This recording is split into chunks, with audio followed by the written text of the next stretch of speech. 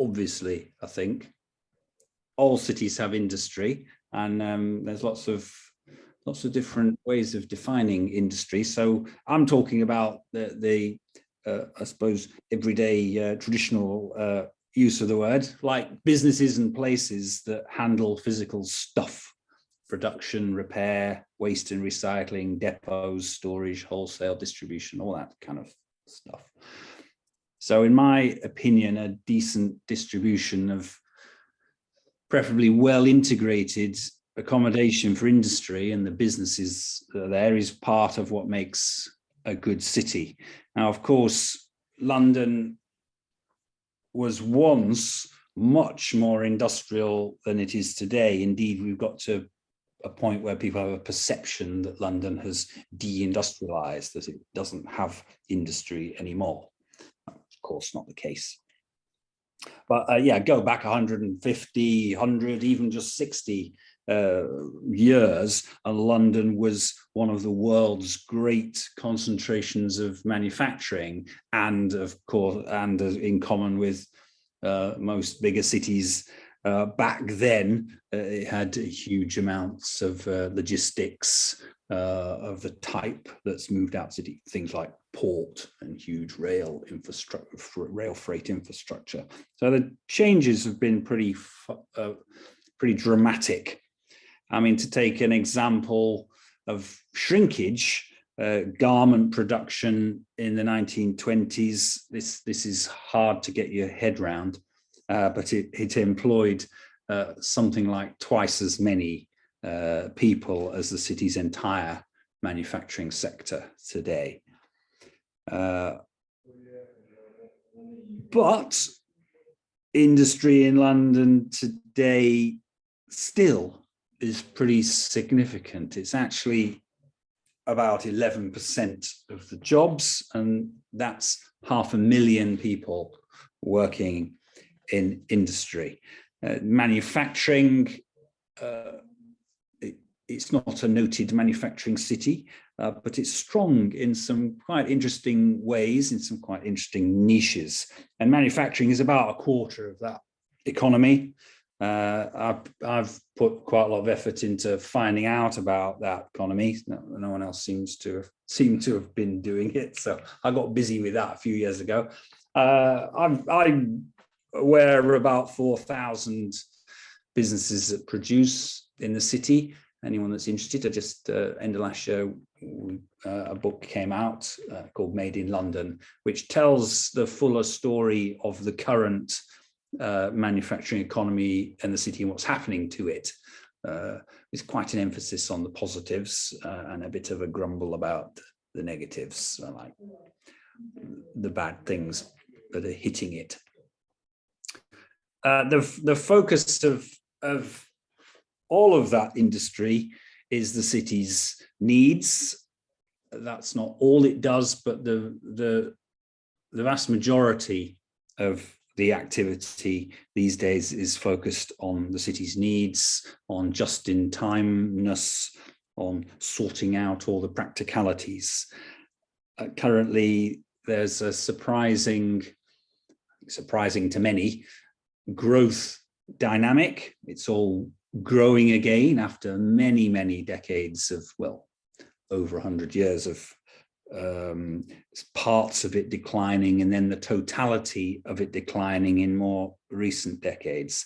It's now gone back to growth, the most spectacular growth and changes in logistics, the evolution of logistics, and we've got really surprising things happening. Who would have thought that underneath Finsbury Square would become a logistics hub, or that the Corporation of London would be promoting logistics hubs, 3 of them it's got going in the city, and that people would be buying office development sites in the city so that they can build offices on top of multi-story logistics hubs, or that you would have people setting up cargo bike hub facilities a couple of minutes walk away from Oxford Street, so that people can commute in and then pick up their bike for a day's work and then go back home in the evening. This is all pretty extraordinary and strange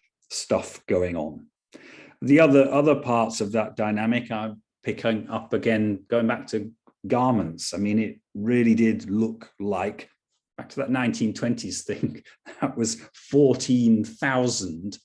You have to keep rereading it to think maybe I read it wrong. 14,000 clothing factories in inner London alone in the 1920s. And yet by a few years ago, it looked like that sector of the economy was going to entirely vanish. It was so denuded. And now it's quite impressively reviving again. Today, there's about 300 workrooms doing garment production, garment and related stuff, like for example, 35 making shoes. 2 of those are quite significant scale factories. Another little piece of that example, nice one at the moment because we've got this coronation thing coming, is Cashket, who make the military dress uniforms in Tottenham. They're 60-person business. They do like 5,000 dress uniforms, all tailored and bespoke to each wearer in their workrooms. Really impressive niche things like that.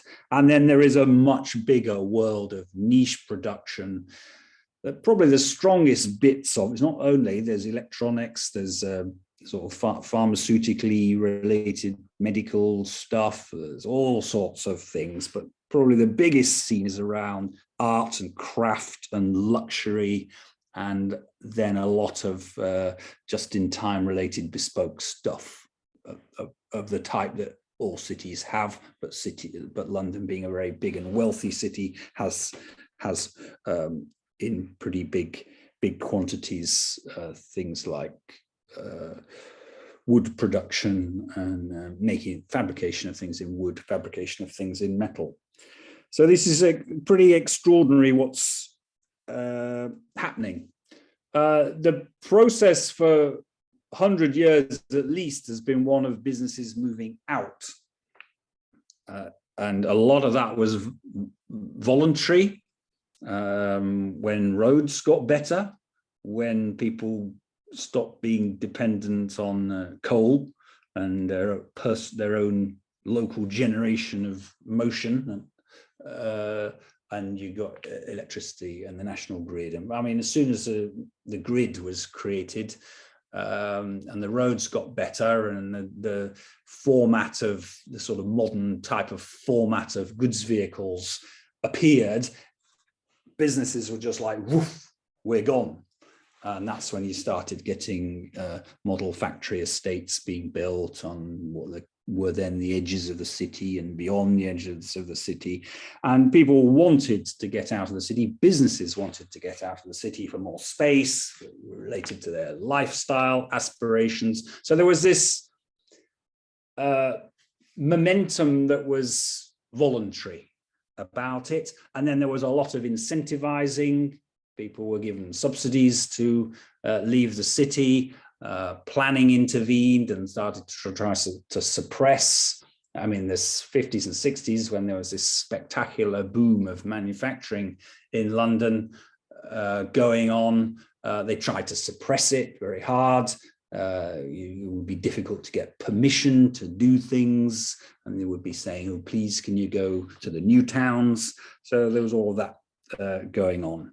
What's pretty disturbing now, though, is that we've shifted from that era of mostly voluntary or incentivized and encouraged out-migration to a time when a lot more of it is forced through the squeezing of the city and through a sort of promotion of unmix. That's a subset of the bigger story of London shifting from being a spatially slack city to one that's getting tighter and tighter. I suppose we're about 2 decades into that process, go back 2 decades and you still had this sense that London was quite slack. There was spare space around. There was stuff that no one seemed to know what to do with. All of that. That's of course long gone. And I use the phrase, the city is eating itself. So that the competition for space is so intense that the strong eat the weak. And of course, that's what we worry about as gentrification. It's the byproduct of a supply and demand mismatch. There ain't enough space, there ain't enough accommodation for all that wants it. So industry is just one part of that story, and it has been being squeezed out very rapidly. And there's a mismatch between what's happening on the ground and what planning in its day-to-dayness is permitting versus what policy, always scurrying along behind, is trying to say is necessary. So at the moment we're heading towards what they think is about a 700 hectare shortfall of industrial. A lot of that squeeze out process is also quite day-to-day tangible. It's not just a kind of economic push. You've got some pretty rough stuff happening. I mean, a good example that I accidentally got quite close to, got friends with all the people, was the top where Tottenham, when Archway sheet metal were in the way of the Tottenham Stadium, and it got pretty nasty for them with arson attack and threats and all that sort of stuff, and everyone was piling on them. The gangstery football club were with the mayor, with the borough, and they were all like, get rid of these dirty metal bashers. And at that time I worked for the mayor, so I was in some of the conversations. So engraved on my memory is the director of whatever, she was the director of regeneration or something at Haringey Council, confidently saying, we don't want metal bashers here. And what sort of prejudice is that? What's that all about? And little did I know that a few years later, I would be the proud proprietor of a metal bashing business and would have a greater sense of why that kind of prejudice attitude, presumably just comes from ignorance, exists. So that was an interesting example. So it can be pretty rough. Why does it matter, all of this? Why does it matter that industry is been migrating away and now is being pushed away? Well, of course, it has a huge practical role. If the industry is all somewhere else, then that generates a lot more trips. It generates congestion. It generates cost.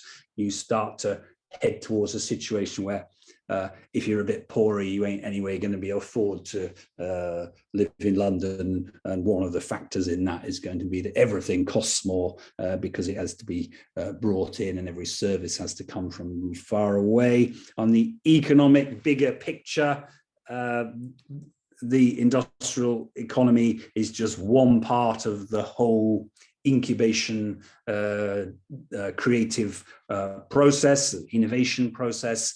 Of course, cities are the place where so much of that happens because they draw in people and they tend to talent and dynamic entrepreneurialism tends to stick to them. And it's where all the education is and all of that. So you've got these people all the time starting up businesses, and that's been the history of, amongst other things, industrial innovation. It's extraordinary what has come out of London, and that's still happening. So if you don't have the space in your city, that's not good for your wider economy either, i.e. the diaspora feed starts to dry up, the process that feeds stuff out into elsewhere in the country. Charlie Bingham sets up his ready meal business on a small scale in Park Royal, and it grows and grows and grows, and then he gets to a point where he says, oh, I'll set up another factory in wherever it is in the southwest, and suddenly there's another big employer in the southwest. That's a very positive dynamic. You start to suffocate that. Also, of course, the resilience of the city's economy shrinks and the job diversity shrinks, and you wake up and you think, hang on a minute, we've been hemorrhaging the jobs that suit some types of people, and especially people who haven't got plenty of money behind them when they get going in their life, and they don't get the educational advantage, or they just don't want to do hospitality or office jobs. They find satisfaction in something else. You start to not have that possibility if you're not careful. I mean, another interesting thing just to mention, particularly so with manufacturing in London, is how good it is on the sort of big small range. That, of course, is something quite positive when you've got standalone businesses that have their hooks into a locality, and manufacturing in London is dominated by small standalone businesses. So that's really, really unusual. I suppose the only other place that you look for that is in high streets, where again it's dominating. It's actually slightly shifting further towards standalone and independent businesses. But manufacturing is the most spectacular example of that in London, largely because there aren't significant big manufacturers in London anymore, apart from Ford and a few others with a presence. So I think that's a really interesting matter as well, because that relates to things around the getting of jobs. Like the getting of jobs in a lot of industrial stuff is not so much in logistics, but in manufacturing is more in that kind of older world. We think of it as the networks, and if you kind of know the scene locally, is a chance that you might get a job and somebody knows somebody. So it's not in a kind of HR world. You don't have to know how to do CVs necessarily, and you don't have to be able to present yourself in the right way. So I think that's really interesting too. Just to mention a little to end. So yeah, I got interested in all this when I worked for the mayor. We were doing some stuff around industry in London from a position of why does no one understand this? Why we're not trying to do something about what seems to be a growing problem. One thing led to another. I ended up rescuing this manufacturing business. When that idiot mayor got rid of the team I was in, it just happened to come along, this opportunity to try and save this tray and trolley manufacturing business that I've been pushing forward for the last decade. And we're next to the Asda Old Kent Road, and part of a quite fractured and denuded, but still surprisingly strong industrial economy in the Old Kent Road area, the biggest remaining cluster of industrial activity in Southwark, and in fact, I guess now the biggest cluster, the closest in to the centre cluster of industrial. So I've been following the process, and attempting to intervene in and be a positive disruptor in the process of change in Old Kent Road area, which roughly speaking involves pouring in huge quantities of new residential, with everyone trying to manage who gets the residential and how affordable it is, and obviously failing a bit, and that requiring the expulsion of everything that was already there. That's what we're sort of in the middle of.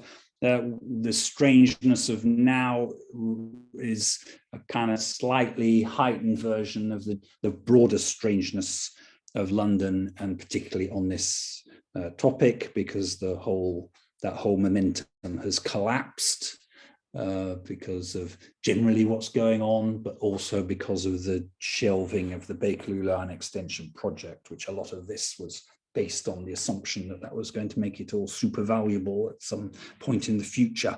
So your later phases of your giant housing development could recover all the costs, and you could build 50-story towers, which of course now are exposed as preposterously unviable and preposterous in some other ways too. So that's really, really interesting that suddenly that's collapsed, and what that's leading to is spontaneously a return to some investment in industry, which I didn't expect, and it's happening across London. So it's a really, I mean, the whole story that I've been telling, suddenly there's a very different new chapter. So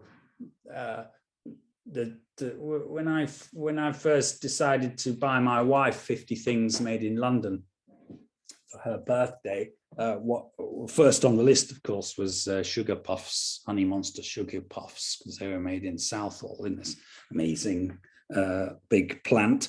And then that all they cashed in and left, and it was all going to be a giant housing development. And it's just been bought by someone who said, yeah, that's all very well, but we don't want to do that. Actually, we've bought it and we're going to build a giant logistics building. And we've got the same happening in the Old Kent Road. People have spent a lot of money getting permissions for one particular huge housing development, you know, like several hundred flats on 40 stories, that kind of thing. And then suddenly it gets bought by British Land, who say, well, we're not interested in that. We're going to build a 4-story ultra urban, like you can walk along the street and touch the side of the building like you used to be able to do with industrial buildings. It's not hidden over there behind shrubberies and palisade fences. And it's got a huge internal yard, and it's got giant goods lifts, and it's got its own special mini entry road for cargo bikes and special lifts, smaller lifts for cargo bikes. And it's like, wow, what's going on? Suddenly these people want to build that. And we've got Thames Distillery about to move in along the road because they're moving out of Clapham, not to make way for housing as you expect, but to make way for a big SEGRO-led redevelopment of the industrial where they are, to make new industrial. Southwark Council had bought a big industrial site, all full of industrial activity in the Old Kent Road area in order to be able to build a secondary school. They now realise there's no likelihood of them actually needing that secondary school. So now they seem to be thinking they will build some kind of industrial development, and we're all getting very excited about the chance of persuading them that it could be a really interesting one, such as the straight market wouldn't necessarily do, something a bit more complex and interesting, and with some outward facing parts and all of that. And we've got people buying up retail parks to turn them into industrial. And we've got, that kind of thing going on. So that's not going to fix the problem overnight, because we've built in such a big problem. The next question will be how on earth we persuade people that the filigree end of it matters as well. That it's not just about all these bigger things by bigger investors. It's also a question about where are all the little workshops? Where do you mend things? What about the fact that we've been hemorrhaging all of that?